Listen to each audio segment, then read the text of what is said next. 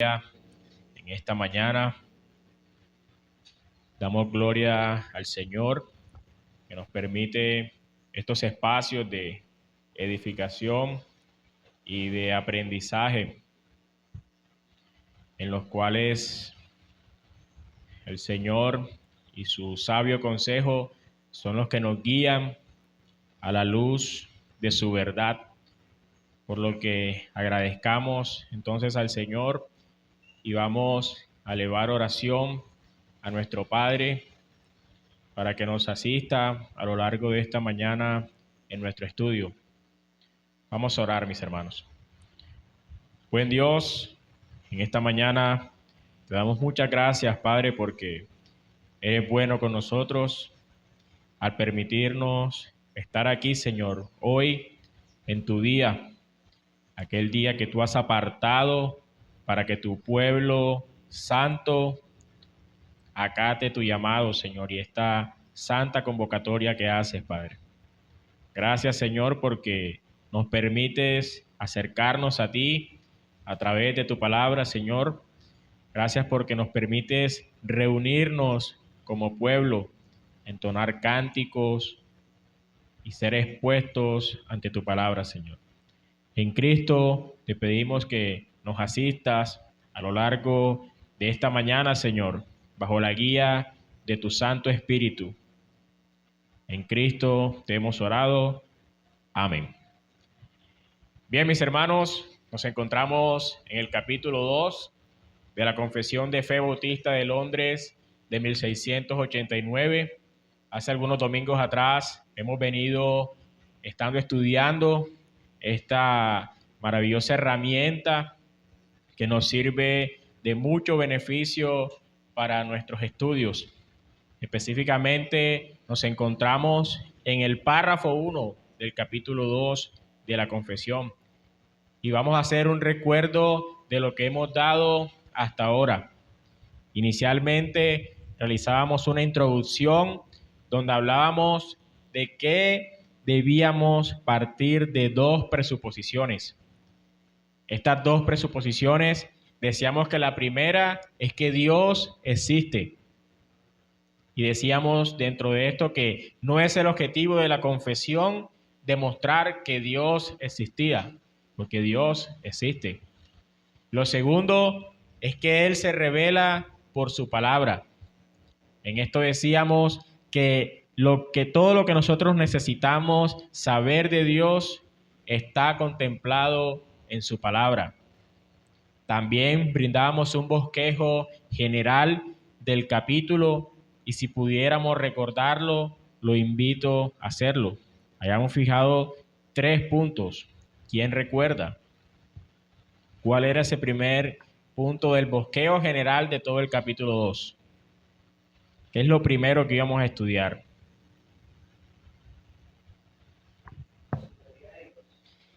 Íbamos a hablar de Dios, su carácter y sus atributos. Eso era el bosquejo general de todo el capítulo 2. Esto iba a ser tratado en el párrafo 1. Lo segundo que íbamos a ver como bosquejo general es Dios y sus relaciones externas. Esto lo íbamos a estudiar en el párrafo 2. Y lo tercero es Dios y sus relaciones internas. Esto vamos a estudiarlo en el párrafo número 3. También planteamos unos grupos que la confesión emplea para resumir los atributos de Dios. Para ello nosotros brindamos una regla que usa la confesión y es a través del uso de los puntos y comas como separadores del uno al otro. Hasta el momento, ¿cuántos grupos hemos visto de los mencionados? ¿Cuántos grupos hemos visto hasta el momento de los que mencionamos? ¿Quién recuerda? 3 atributos hemos visto, muy bien. ¿Cuáles fueron? ¿Quién recuerda? Muy bien. Singularidad de Dios, la aceidad, que trata de la autoexistencia de Dios en sí mismo, y la incomprensibilidad de Dios, que en ella encontramos lo limitado que nosotros somos ante Dios, que no podemos comprenderlo a Él en toda su plenitud. Bien, entonces para hoy vamos a agotar 2 grupos más que corresponden a los grupos 4 y 5. Según la división que hace la confesión, estos 2 grupos pertenecen o son llamados la espiritualidad y la infinitud de Dios. El Señor nos ayude, mis hermanos, en esta mañana a poder entender y comprender estos 2 atributos de nuestro buen Señor. Entonces, primeramente vamos a estar hablando de la espiritualidad de Dios. Vamos a leer entonces el párrafo 1 de la Confesión de Fe de Londres de 1689. Por favor, un hermano que me asista con la lectura. Párrafo número 1 del capítulo 2.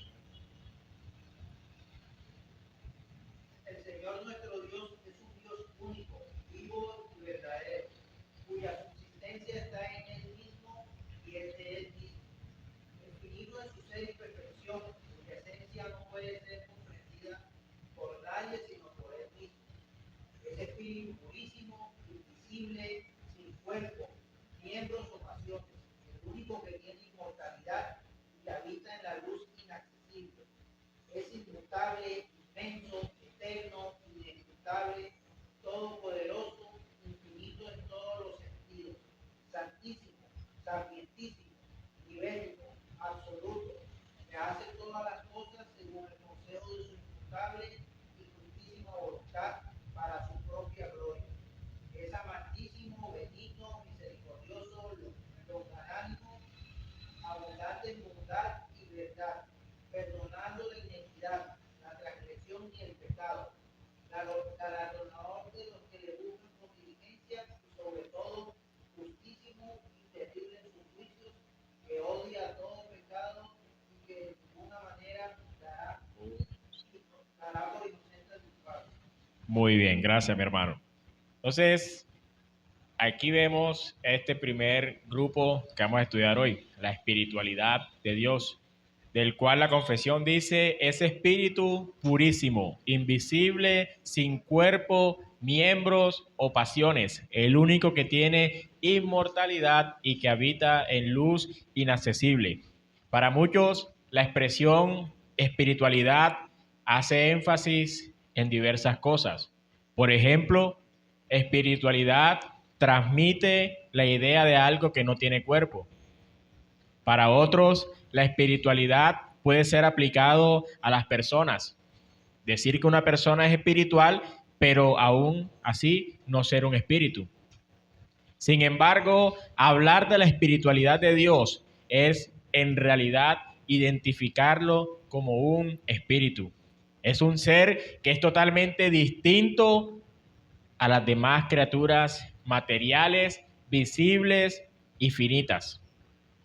Entonces la escritura, y que como ya nosotros hemos insistido, es la única que puede proporcionarnos información acerca de Dios, por lo que en esta escuela de hoy vamos a ver a través de ella que Dios es presentado como un ser que no posee un cuerpo físico y que por no poseer un cuerpo no se le puede conocer a través de los sentidos.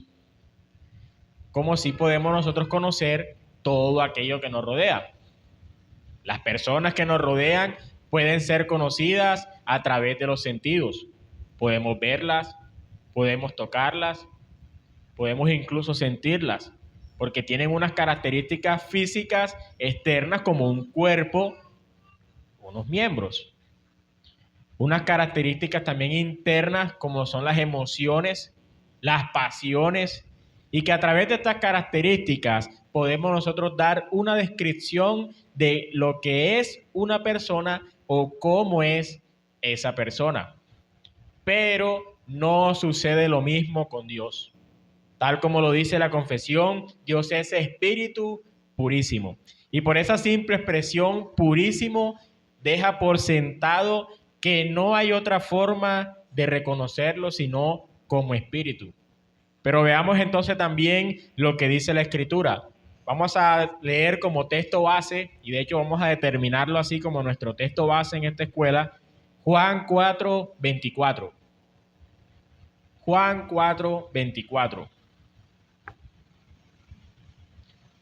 Dios es espíritu, y los que le adoran en espíritu y en verdad es necesario que adoren.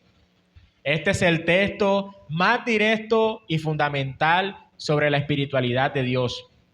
El Señor mismo declara que la esencia de Dios es espíritu, lo que implica que no está limitado por la materia física. Hubieron algunos que estuvieron de acuerdo con esto. El puritano Thomas Watson se basa directamente en este versículo como la declaración bíblica central de este atributo. Para él, esto significó que la esencia o naturaleza de Dios es espiritual, no física ni corpórea, porque Él no está compuesto de materia como lo están los seres creados. El Catecismo de Westminster, en su pregunta número 4, dice lo siguiente: ¿qué es Dios? A lo que responde de la siguiente manera: Dios es un espíritu. Es la respuesta que da el Catecismo a su pregunta número 4. ¿Qué es Dios? Dios es un espíritu. Pero así como hubieron cosas que estuvieron a favor, también hubieron controversias. El mormonismo, por su parte, y que de hecho hasta la fecha de hoy, a través de las palabras de Joseph Smith, afirmó que el Padre tiene un cuerpo de carne y hueso tan tangible como el del hombre. Lorenzo Snow, uno de los seguidores de Joseph Smith, también afirmó que así como es el hombre ahora, en algún momento Dios también lo fue. Y esto, ante lo que dice la Escritura, ante lo que dice la confesión, es un error. Entonces, nuevamente voy a leer el párrafo de la confesión específicamente en ese grupo número 4. Ese espíritu purísimo, invisible, sin cuerpo, miembros o pasiones, el único que tiene inmortalidad y que habita en luz inaccesible. A modo de bosquejo, para esta mañana, en cuanto a esta doctrina de la espiritualidad, he planteado 2 puntos. Vamos a ver 2 puntos. El primero, lo que Dios no es. Ese será nuestro primer punto. Lo que Dios no es. Y luego entonces vamos a ver lo que Dios es. Lo que Dios no es y lo que Dios es. En cuanto a lo primero, lo que Dios no es, vamos a leer Lucas capítulo 24, versículo 39. Lucas 24, versículo 39.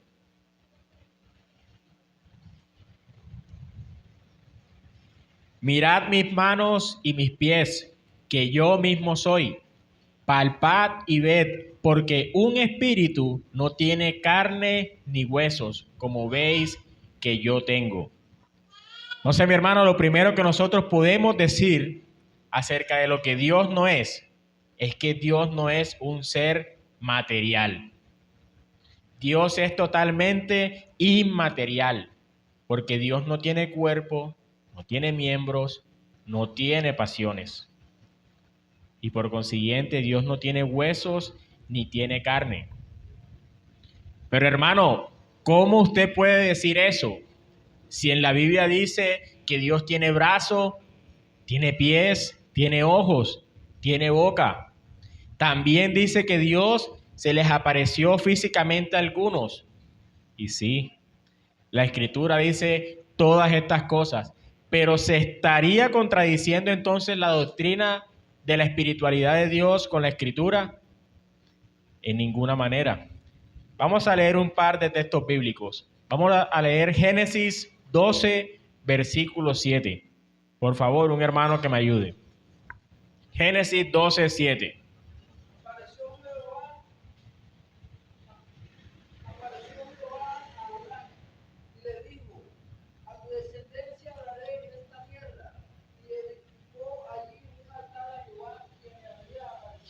Y ahora vamos a leer Éxodo 33, versículos 18 al 23. Éxodo 33, versículos 18 al 23. Él entonces dijo: Te ruego que me muestres tu gloria. Y él le respondió: Yo haré pasar todo mi bien delante de tus ojos, y proclamaré el nombre de Jehová delante de ti, y tendré misericordia del que tendré misericordia, y seré clemente para con el que seré clemente. Ok, gracias. Hasta el 23, Alba, por favor. Dijo más: No podrás ver mi rostro, porque no me verá hombre ni vivirá. Y dijo un ángel: He aquí un lugar junto a mí, y tú estarás sobre la peña. Y cuando pase mi gloria, yo te pondré en una hendidura de la peña, y te cubriré con mi mano hasta que haya pasado. Después apartaré mi mano y verás mis espaldas, mas no te verán mi rostro. Muy bien. Entonces, estos dos versículos que hemos leído, el primero de Génesis, dice que Jehová se le apareció a Abraham. Tal cual dice el texto, se le apareció a Abraham. Y edificó allí un altar a Jehová, quien le había aparecido. Luego eso también con Moisés, y de hecho Moisés es más explícito porque nos dice que mano te voy a tapar, la espalda es lo que me vas a ver. Entonces vemos que cita varias partes del cuerpo. Y pasajes como estos nos dejan ver y de hecho nos hace creer que Dios puede ser material. Abraham se le apareció, dice que se le apareció a Jehová en persona, y a Moisés dice que le mostró la espalda. Y nosotros podemos decir, si tiene espalda, es una persona tal como soy yo. Pero para esto hay una explicación. En el contexto teológico hay algo que se le llaman teofanías. Esta palabra proviene del griego teofanea y su composición gramatical está compuesta de la siguiente manera. Theos, T-H-E-O-S, Theos, que traduce Dios, y fanea, P-H-A-N-E-I-A,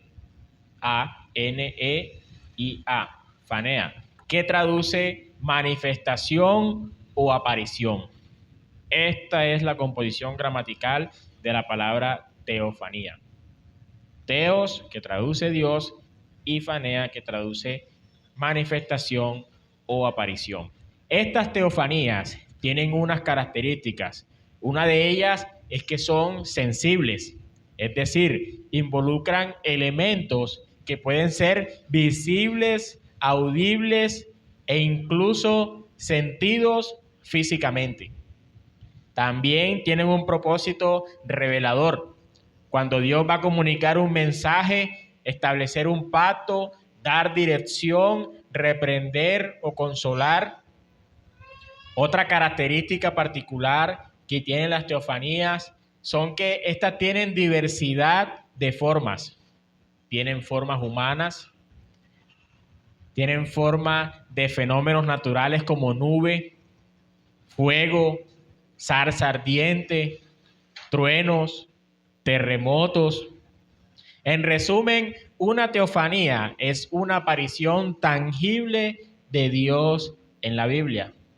Entonces, cada vez que nosotros vemos este tipo de expresiones en la Escritura, donde habla que Dios apareció físicamente, estamos frente a una teofanía.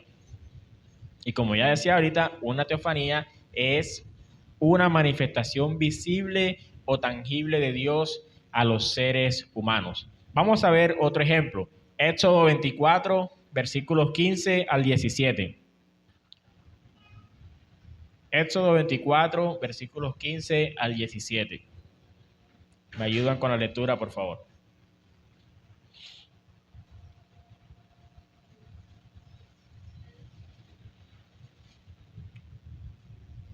Entonces Moisés subió al monte y una nube cubrió el monte. Y la gloria de Jehová reposó sobre el monte Sinaí. Y la nube lo cubrió por 6 días. Y al séptimo día llamó a Moisés de en medio de la nube. Y la apariencia de la gloria de Jehová era como un fuego abrasador en la cumbre Muy bien, entonces vemos aquí una manifestación que hay, una teofanía, y que en este caso se manifiesta como un fenómeno natural, como un fuego. Dice que era como un fuego. Entonces, bien, hasta ahí estamos claros de lo que son las apariciones físicas de Dios en la Biblia, cómo lo debemos ver cuando nos encontremos con un pasaje como esto. ¿Qué acabamos de decir?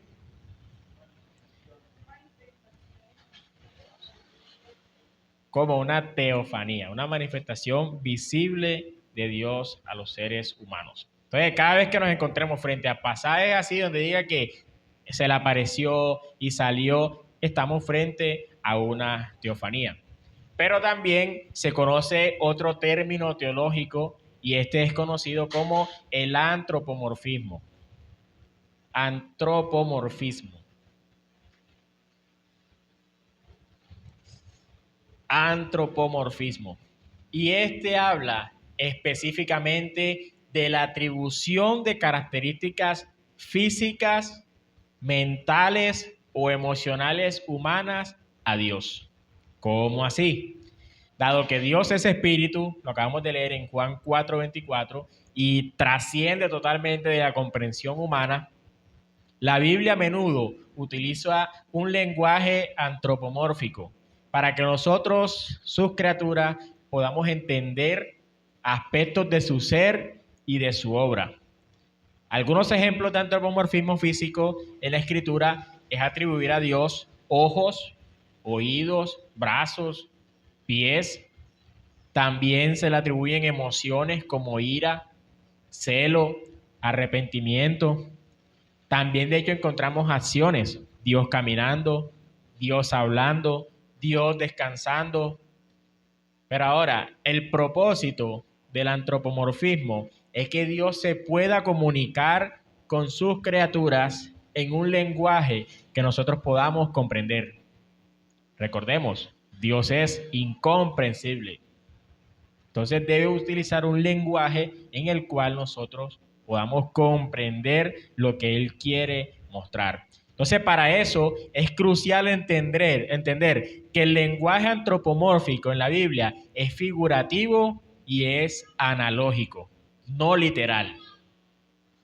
No debe ser entendido literal. Tomar estas descripciones al pie de la letra nos llevaría a nosotros a una comprensión errónea y a la vez limitada de la naturaleza de Dios.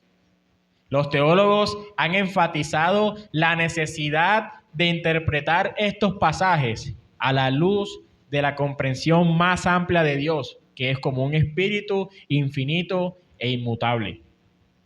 Entonces, en resumen, el antropomorfismo es una herramienta literaria utilizada en la Biblia para describir a Dios. El antropomorfismo es una herramienta literaria utilizada en la Biblia para describir a Dios, atribuyéndole características humanas. Atribuyéndole características humanas, con el fin de hacerlo más comprensible para nosotros, sin implicar que Dios posea literalmente estas características.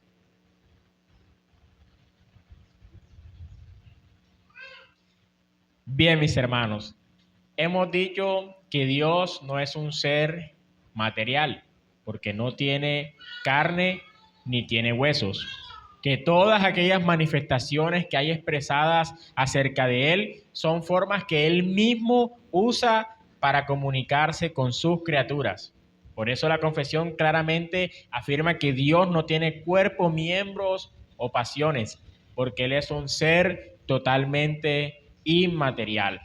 Entonces, hemos visto lo que Dios no es. Ahora, veamos lo que Dios es.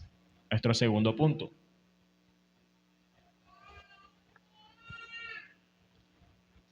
Dice la confesión: ese espíritu purísimo, invisible, sin cuerpo, miembros o pasiones, el único que tiene inmortalidad y que habita en luz inaccesible. La confesión misma también nos dice lo que Dios sí es. La confesión ya nos dijo lo que Dios no es. que es un ser sin cuerpo, miembros o pasiones. Pero también nos dice lo que sí es. Dice que Dios es espíritu puro, invisible, inmortal y que habita en luz inaccesible. Entonces, en cuanto a lo primero, que Dios es espíritu purísimo, nuestro texto base de Juan 4:24 nos muestra al Señor Jesucristo describiendo la esencia de Dios, diciendo que Dios es espíritu, dejando este texto como el marco central de esta doctrina. Así que si a usted le preguntan en algún momento, ¿cómo tú me hablas de que Dios es espíritu? Juan 4:24 es el texto central para defender esta doctrina. Ahora, si Dios es espíritu, deberíamos entonces preguntarnos ¿qué es un espíritu? Y para responder a este interrogante, seguramente nos vamos a meter en serios problemas. Seguramente. Porque ante eso, ¿qué podríamos decir? ¿Qué es un espíritu? ¿Es un humo blanco? ¿O tiene la apariencia de lo que Hollywood nos ha vendido como un fantasma? Podemos considerar que un espíritu es un fantasma, aquel que tiene la forma de una capa blanca, con una apariencia transparente, que no se puede tocar, que tiene por acá, esta parte de arriba, una formita de ojos, nariz y boca. Si hacemos esto, estamos pecando, porque estamos cayendo en idolatría. Estaríamos tratando de hacer una imagen de cómo puede ser Dios. ¿Y qué nos dice la Escritura acerca de esto? Éxodo 20, versículo 4.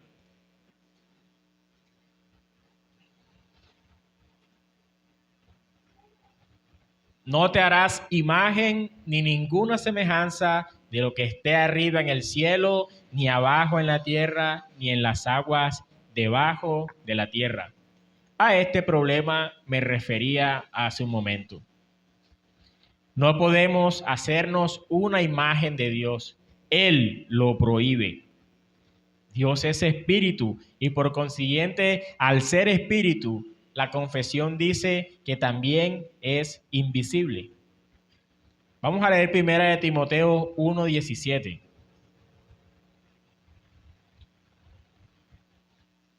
Primera de Timoteo 1:17, y por favor, ayudan con la lectura. Por tanto, al Rey de los siglos, inmortal, invisible, al único y sabio Dios, sea honor y gloria por los siglos de los siglos. Amén. Muy bien, aquel Rey de los siglos, inmortal, invisible, al único y sabio Dios. Y aquí entonces nosotros también podríamos preguntar, ¿cómo podemos ver algo invisible? ¿Cómo nosotros podríamos ver algo invisible? Y en este caso en particular, ¿cómo podemos ver al Dios invisible? Juan, en su epístola, en el capítulo 1, versículo 18, dice que a Dios nadie le vio jamás. Juan 1:18, a Dios nadie le vio jamás. Y naturalmente esto es así. Nadie ha visto a Dios.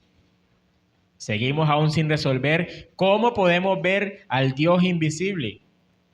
Y para eso nosotros debemos considerar a qué nos referimos con ver. ¿A qué nos estaríamos nosotros refiriendo con ver? ¿De qué forma lo decimos?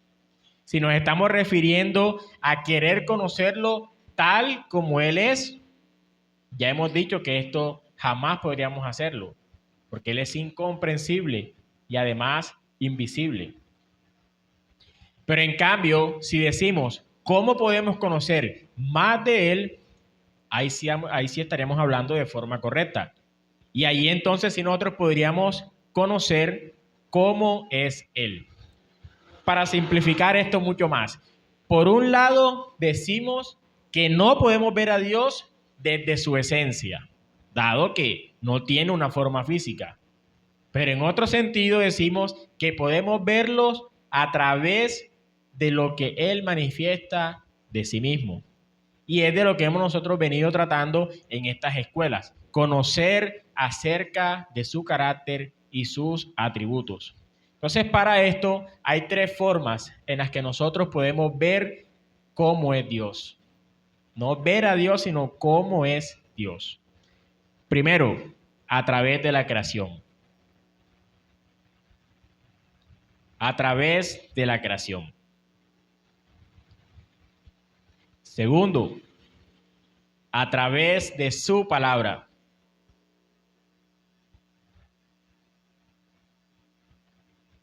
Y tercero, a través de Jesucristo. Son tres formas en las que nosotros podemos ver cómo es Dios. A través de la creación, a través de su palabra y a través de Jesucristo. A través de la creación, Romanos 1:20. ¿Qué nos dice Romanos 1:20? Texto muy conocido.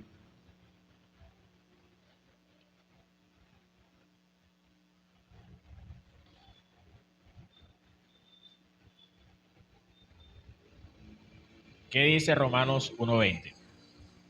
Porque las cosas invisibles de su eterno poder, su deidad, se hacen claramente visibles desde la creación del mundo, siendo entendidas por medio de las cosas hechas, de modo que no tienen. Muy bien. Entonces, lo invisible de Dios, en este caso, su poder y deidad, se hacen visibles. Y es por eso entonces que a través de la creación nosotros podemos verlo a Él. Y nosotros no podíamos pensar en el poder de Dios como una bolita de cristal que da vueltas en la mano y que está preparada para cuando Dios apunte hacia allá irá el poder. No, su poder es invisible y se hace claramente visible, dice el apóstol Pablo, en la creación. Entonces, esta es la primera forma en la que nosotros podemos ver cómo es Dios. Y el apóstol Pablo lo enfatiza claramente. Las cosas invisibles de Él, su poder, su deidad, se hacen que claramente visibles. Entonces, la creación muestra claridad de cómo es Dios. Lo segundo, decíamos que podíamos ver cómo es Dios a través de su palabra. Dios siempre se ha hecho conocer a través de su palabra. Pensemos en Moisés. Dios no se le reveló a Moisés a través de una imagen, para que luego esta entonces fuera traspasada a los demás y así entonces el pueblo tuviera algo de conciencia de quién es Dios. No, Él solo les habló. Y por eso entonces les dirá que por qué se hicieron imágenes, si Él nunca les mostró nada, Él solo les habló. Vamos a leer Deuteronomio 4, versículos 15 al 18. Deuteronomio 4, versículos 15 al 18.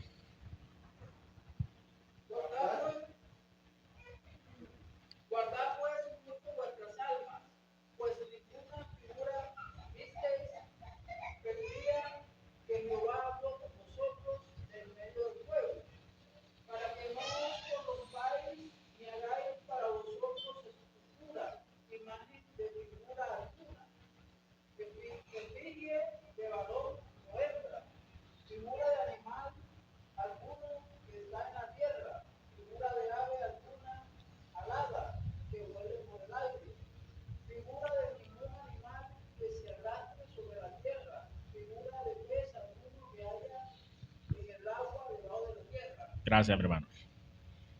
Hermanos, por su palabra. Por eso la predicación en medio de la iglesia es fundamental para el conocimiento de Dios. ¿O de qué otra forma podríamos conocer acerca de Él? Vemos nosotros aquí en lo que dice Deuteronomio 4, en el versículo 15, que Él solamente les habló. Y claramente lo dice, guardad pues mucho vuestras almas, pues ninguna figura vistes. El día que Jehová, ¿qué hizo? Habló con vosotros. ¿En medio de qué? La teofanía, en medio del fuego. Entonces, ahí claramente en el versículo 16, el Señor también explica, dice, para que no os corrompáis y hagáis para vosotros escultura, imagen de figura alguna, ni de varón, ni de hembra, ni de animal, ni de ave, ni de pesa, de nada. Dios no se les reveló a ellos como figura alguna, solamente por su palabra. Y como decía, por eso la predicación en medio de la iglesia es fundamental para el conocimiento de Dios. Una de las prácticas más comunes de la iglesia ortodoxa es el uso de imágenes. Esto con el propósito de enseñar a aquellos que no saben leer a través de imágenes. Y esto puede parecer muy didáctico, pero no fue lo que Dios autorizó para la predicación. Él solo autorizó su palabra. Entonces, mi hermano, nos resta una tercera forma de ver cómo es Dios a través de Jesucristo. Sin lugar a dudas, la otra forma que nosotros podemos ver al Dios invisible es a través de su Hijo Jesucristo. Hebreos 1, versículos 1 al 3. Hebreos 1, versículos 1 al 3. Dios, habiendo hablado muchas veces y de muchas maneras en otro tiempo a los padres por los profetas, en estos postreros días nos ha hablado por el Hijo, a quien constituyó heredero de todo y por quien asimismo hizo el universo, el cual, siendo el resplandor de su gloria y la imagen misma de su sustancia, y quien sustenta todas las cosas con la palabra de su poder, habiendo efectuado la purificación de nuestros pecados por medio de sí mismo, se sentó a la diestra de la majestad en las alturas. Vemos entonces cómo el escritor a los hebreos dice que el Señor Jesucristo es la imagen misma de la sustancia de Dios Padre. Jesús no es solo similar a Dios, sino que es la representación precisa del ser mismo de Dios, su sustancia, su esencia, dice el texto. Spurgeon habla de esto como la igualdad ontológica del Padre y del Hijo.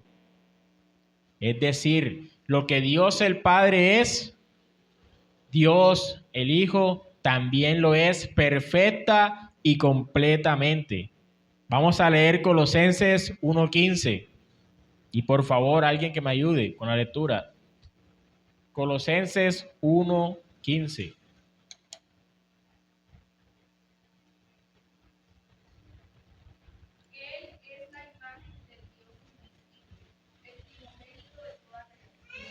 Muy bien, Él es la imagen del Dios invisible. ¿Él a quién se está refiriendo? A Cristo. Juan 1:18. Juan 1:18.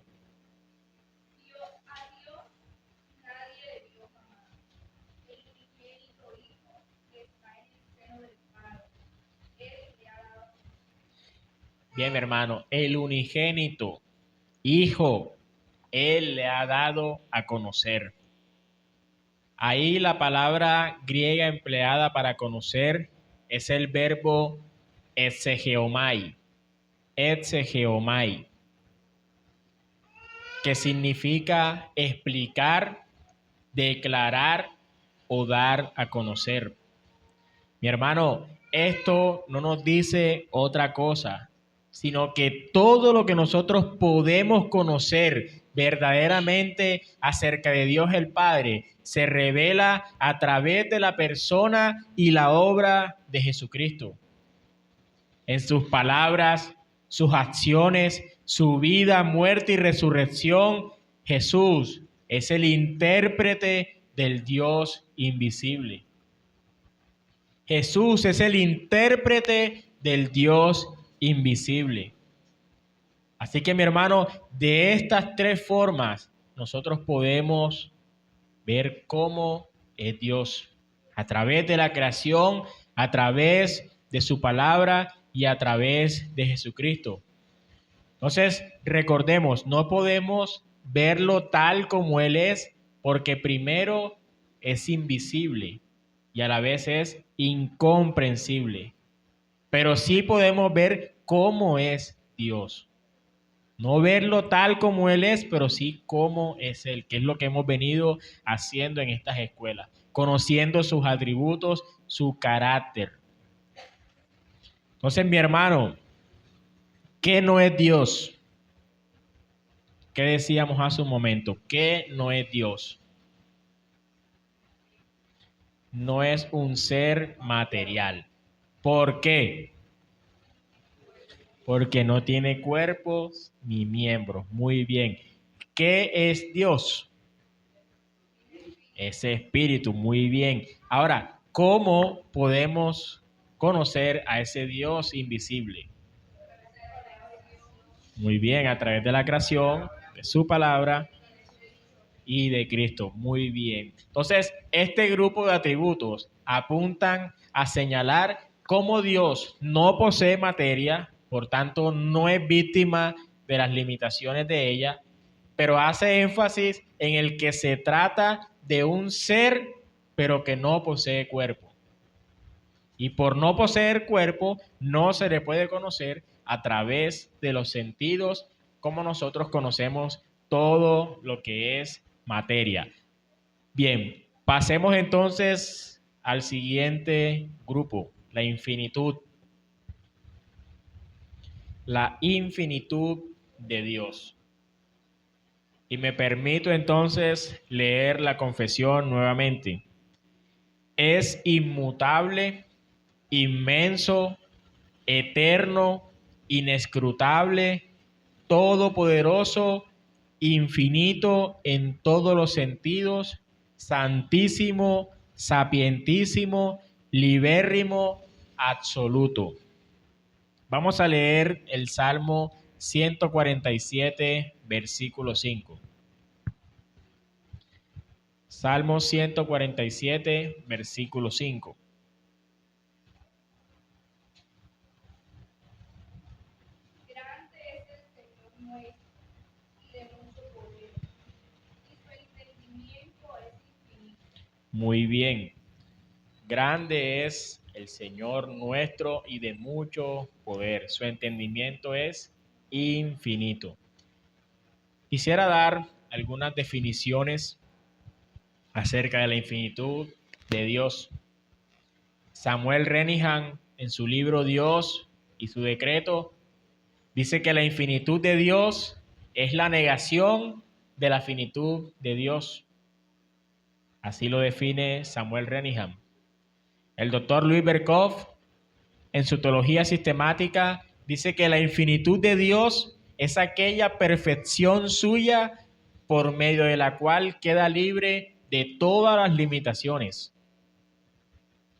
Nosotros también vamos a sumarnos a dar una definición de lo que es la infinitud de Dios. Esta definición es que Él no tiene límites ni restricciones de ninguna clase. Él no tiene límites ni restricciones de ninguna clase.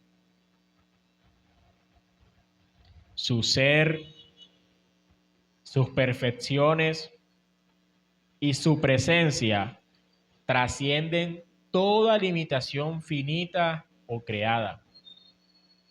Su ser, sus perfecciones y su presencia trascienden toda limitación finita o creada. En otras palabras, Dios es ilimitado en todo sentido imaginable. Dios es ilimitado en todo sentido imaginable. La confesión nos muestra a este Dios infinito desde tres principales virtudes y que nosotros las vemos reflejadas allí al inicio de la división. Nos habla de su inmutabilidad, de su inmensidad y de su eternidad. Y allí en la división, como decía, del grupo, empieza diciendo la confesión: es inmutable, inmenso, eterno.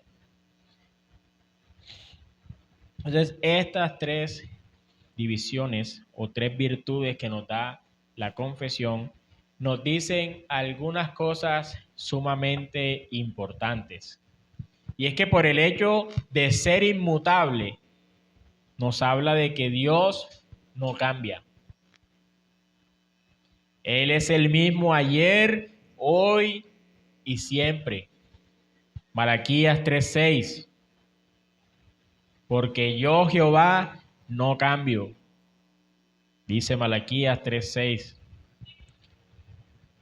Entonces la inmutabilidad de Dios nos habla de que Dios no cambia. Por su parte, la inmensidad nos habla de que por ser inmenso no está limitado al espacio. El término inmenso expresa literalmente algo que no tiene medida. Jeremías 23:24. ¿Qué dice Jeremías 23:24?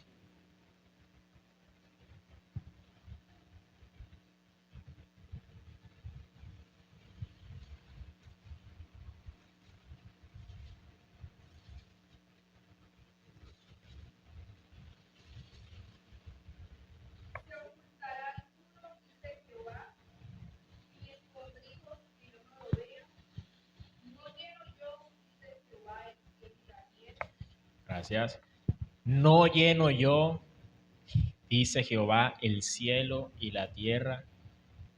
La inmensidad de Dios no está limitada a un espacio. Segunda de Crónicas 2:6. Segunda de Crónicas 2:6. Pero ¿quién ha de ser capaz de construirle una casa, siendo que los cielos y los cielos de los cielos no lo pueden contener?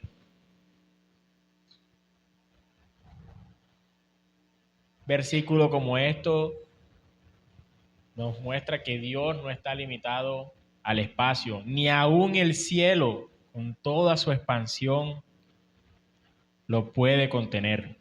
Y esta es una de las formas en que nosotros podemos contrarrestar el panteísmo, que limita a Dios con el universo, ya que ellos identifican a Dios con este, considerando que el universo, la naturaleza y la deidad son una sola cosa. En otras palabras, Dios no es una entidad separada y trascendente, sino que está inmerso en el universo. Y esto es un completo error.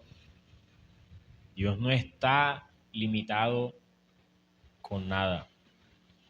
El espacio no limita a Dios. Y como decía ahora Segunda de Crónicas, ni aún el cielo puede contenerlo. Y por último, Dios siendo eterno, no está limitado por tiempo alguno. Su eternidad habla que no está limitado por tiempo alguno. El Salmo 90, versículo 2. Salmo 90, versículo 2. Dice lo siguiente: antes que naciesen los montes y formases la tierra y el mundo, desde el siglo y hasta el siglo, tú eres Dios. Mis hermanos, y este es un pasaje clave porque nos hace entender que Dios es elevado sobre todas las limitaciones temporales. Hablar de la eternidad es hablar de Dios sin principio, sin fin, sin pasado, sin futuro y sin un presente.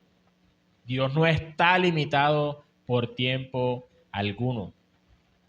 A modo de conclusión, entonces, quisiera brindar algunas implicaciones al considerar este maravilloso atributo.